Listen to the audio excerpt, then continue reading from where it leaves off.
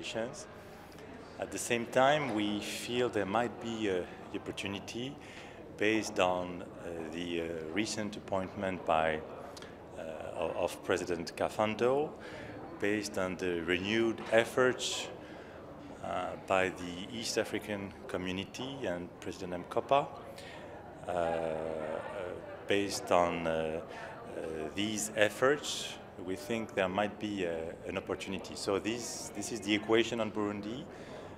Deep worries about the situation on the ground from a humanitarian perspective, human rights perspective, and at the same time a restart of the diplomatic and political endeavors that might, we hope, lead to new negotiations in a context in which only a political solution might bring an end to the crisis.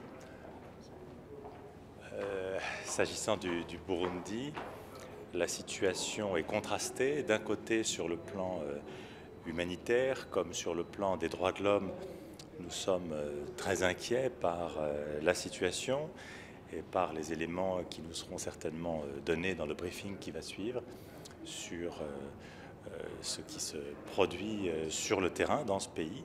D'un autre côté, la récente nomination du président Kafando, les efforts renouvelés de la communauté est-africaine et du président Mkapa,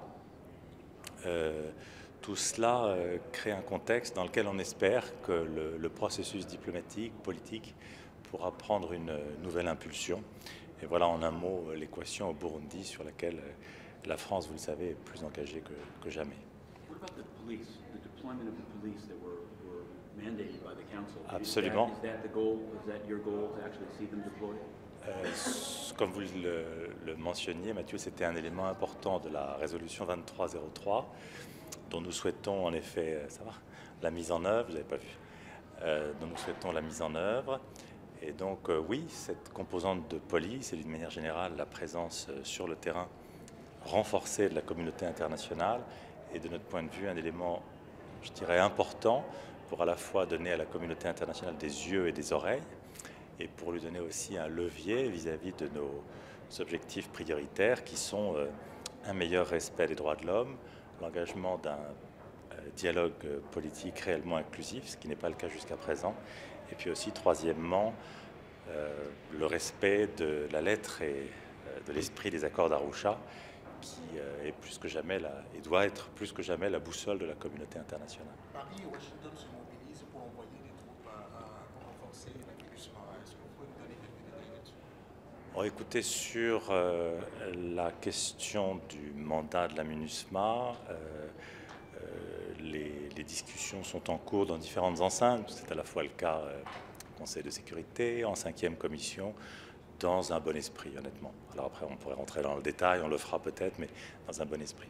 Can you tell us about the Sahel force? Sure. The agreement that you reached with the Americans, you're no longer seeking UN authorization. So on this, on G5 Sahel, as I told you over the last days, negotiations have had very well progressed. As we speak, I think I can say that there is a successful conclusion of the negotiations. Based on this successful outcome, we've asked the presidency of the Security Council to put the text in blue. We are confident that we'll be able to get a strong support of the Security Council on the G5 Sahel Joint Force. This is a very important, major actually, step forward, since it will be the first resolution ever on this force, following the request from the African Union and the G5 Sahel states in particular, to get the support of the Security Council, following also the recommendation by the Secretary General. To be a bit more specific, we hope to vote on this text tomorrow, and frankly, based on the, as I told you, good spirited negotiations that we had, we hope to have a very large support tomorrow to our text. And this resolution will send a strong, very strong actually, signal that the Security Council is united and firm against terrorism in the Sahel.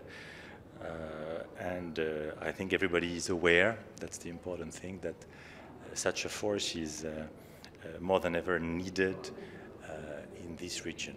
And let me also add that in terms of, I would say, the preparation for the future, the agenda that we have to give a boost to the strategic partnership that we want to build between the United Nations and the African Union, this text is also a building block, landmark resolution in this respect. So we have, and it's not only a French satisfactory remark. I think we all together rolled up our sleeves and get to I don't want to prejudge what will happen tomorrow, so I will tell you more tomorrow. But I think we have all successfully concluded the negotiations.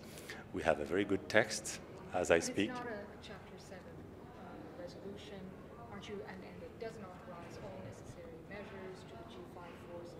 It's weaker in that way. Are you disappointed? It's stronger in terms of the support that we have. You know, it was an arbitration among the balance cost advantage of such a resolution. But I think the text that we have, with a very large support of the members of the Security Council, is actually stronger in relation to the expectations of the African Union. And don't forget, that's the goal, to support the G5 joint Sahel force, at the same time to prepare for the future and the partnership between the UN and the African Union. And in this respect, the text that we have, we believe, is strong in itself, but also stronger in terms of the political support that we will bring to the force. And this was our objective. Don't forget that the G5 Sahel force and the 5 states of the Sahel have already decided to voluntarily combine their forces and intervene across the borders to fight against terrorist groups. So some of our colleagues noted during the negotiations that we didn't need an authorization per se, and that the important thing was a strong political support. And again, after negotiations, successful discussions, and in complete agreement with our partners of the G5 Sahel, we have followed this path, and I believe at this stage this was the right path to follow. Again, I don't want to prejudge, it will be tomorrow, but we hope for a very strong support. Are you hopeful of being unanimous? We'll see. We'll see. We can have a dream. Sur la nomination probable de M. Hassan Salamé comme envoyé spécial de l'ONU, est-ce qu'il a une feuille de route claire par le Conseil de sécurité et en quoi c'est une personnalité qui peut être un game changer en Libye? Alors, comme vous le savez, la nomination du représentant spécial en Libye est une décision importante qui appartient au secrétaire général. Elle est importante parce qu'on arrive en Libye à un moment où, d'un côté, la situation sur le terrain est très difficile. Certains observateurs évoquent la possibilité même d'une guerre civile, vont jusque-là. Et d'un autre côté, on voit que commencent à se mettre en place certains des éléments d'une possible relance politique et diplomatique. Le fait que le secrétaire général soit très impliqué sur le dossier, le fait que plusieurs États de la région, notamment ce qu'on appelle l'initiative tripartite, permettent d'assurer la convergence des efforts des pays voisins de la Libye. Le fait aussi qu'au niveau des grandes puissances, on a un dialogue qui se développe et qui, je crois, met là aussi en relief les éléments de convergence entre nous. Tout ça crée une opportunité possible.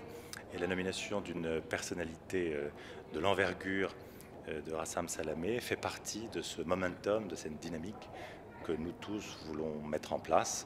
C'est difficile d'en dire plus à ce stade, mais je crois qu'il faut saluer encore une fois une décision importante et la nomination d'une personnalité que nous connaissons bien et que naturellement nous apprécions beaucoup.